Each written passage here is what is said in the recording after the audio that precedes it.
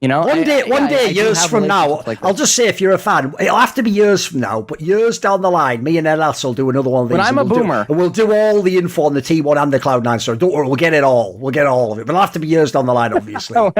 Of course. Yeah.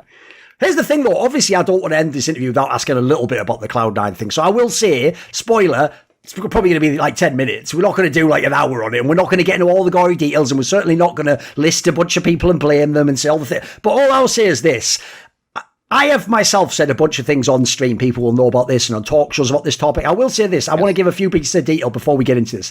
This is all I'll say. First of all, some of that came from sources I have in Cloud9, a number of different ones. Some of that came from other people in the scene, like, the rumours that get passed around by everyone. Some of it was speculation myself, knowing you, knowing some of the players. But I will say, at the time, all the previous times I've appeared on camera until about, I'd say, like a month ago, I actually hadn't talked to you about the topic. I hadn't talked about in-depth your side of it, what your perspective was. So I actually do have a different perspective now than I maybe said on stream there. Not entirely. I'd say, again, it's one of those ones where when you know multiple people in a scenario, they can both be right in different ways, or they can have a different perspective on how that is. So what I would say is this, to make it interesting as a question, what I would say is this, we can't go into the specifics as much, but the gist would be along the lines of, when you look back now, it sounds to me like some of the reasons you did the Cloud9 job were great. They sounded like the dream scenario, like get all the thing with Korea with the visa, get your spouse to America, have a job in America, get paid millions of dollars, coach the way you want it. It all sounds perfect. In fact, it sounded too good to be true, and unfortunately it sounds like it was. Like, it sounds like basically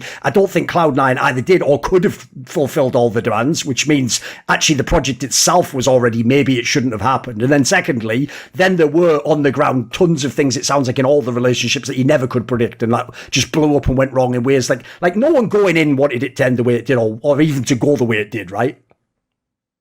Right.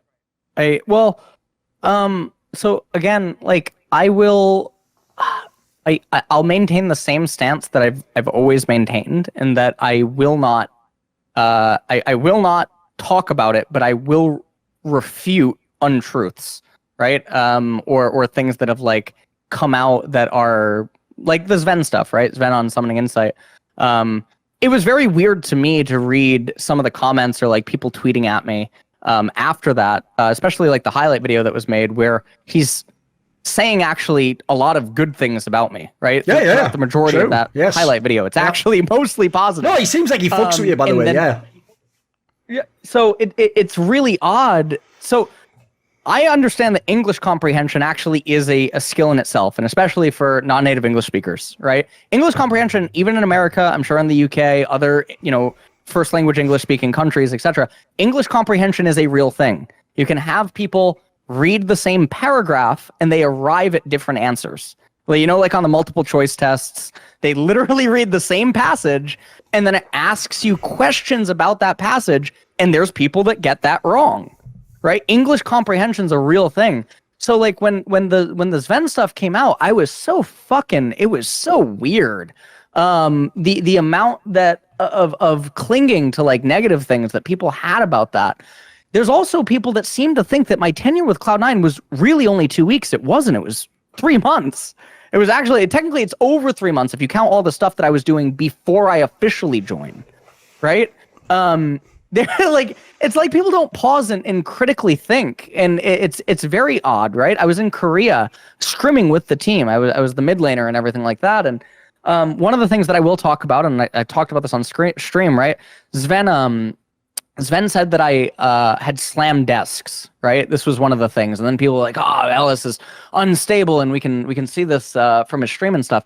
And I said, "No, I know what incident Sven is talking about. I can remember it very clearly what happened, and I'm very confident that this is what happened because I know that the recording of this exists because scrims are recorded, right?" So what ended up happening is in the middle, we were, maybe 10 minutes into a game or something, and I had asked Autumn and Revan, I'd asked Revan a question about doing a certain part of the review, and then I had asked Autumn how many control wards Winsome had bought, and they both told me that they weren't paying attention. And then Autumn told me he wasn't explicitly told to do it that game, even though this has already been brought up in other conversations, right?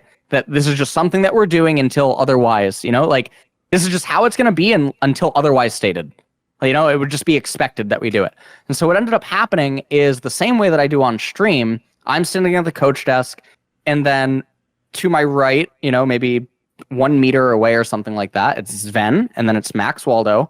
And then on the main carpet in front of the television is Revan, and then it's Autumn. And what ends up happening is when they both tell me that they're effectively not paying attention, that, you know, or like to do what I was asking anyway, like for review that upcoming game, right? I just, with my hand, my fingers all extended, I smack the fucking desk. And I go to stand up. Johnny Pilati is on the other end of the room. He's in like the connector to the kitchen. He's on the other end of the room. He turns around and looks like he's going to come into the room. And then Max waves his hand down. Like it's fine. Like it's not going to escalate, right? Like Max knows that my body language or from dealing with me, it's not going to escalate. And Max doesn't say anything. He just motions at it, right? And nothing happens. By the way, just to be clear, the Pilati guy is the sort of like, he's like the guy who's like the sports psych, like he's the team guy manager. or something, right? Something like that? Oh, okay. No. He's the team manager. And I believe that, yeah, he's the team manager, and I believe that week, Vincent Lewis, who is also one of the team managers, I believe that he was with the Halo team in Anaheim at that point. Okay. So I had slammed the desk the same way that I do on stream, right?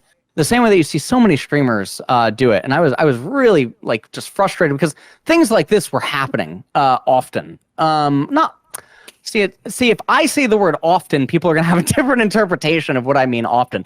I mean, like, you know, it wasn't 100% smooth. That's all I'm saying, you know? And I really care about like little critical things like this. So it's not like it's happening like multiple times a day or several times a day or it's happening it's not what I mean. But it was happening enough, you know? And so I smacked the desk and I stood up and I went over to where the bathroom would be behind Summit. And I put my hand, I just pressed against the wall and I looked at Summit. I just watched Summit's screen. But that was like after saying like, why aren't you doing that? And then Autumn got up and he went over to his computer and he just rewound the replay because it's a live game. He started counting it. That's what Zen's referring to. But literally in no instance did I ever like grab a desk and fucking like shake it or rock it or like pound on it with my that never happened. But I do know the incident Zen's referring to. It happened once, right? Want to see more cool, funny, interesting clips based on topics from my content? Well, subscribe to this channel then, or, you know, be a pleb and don't.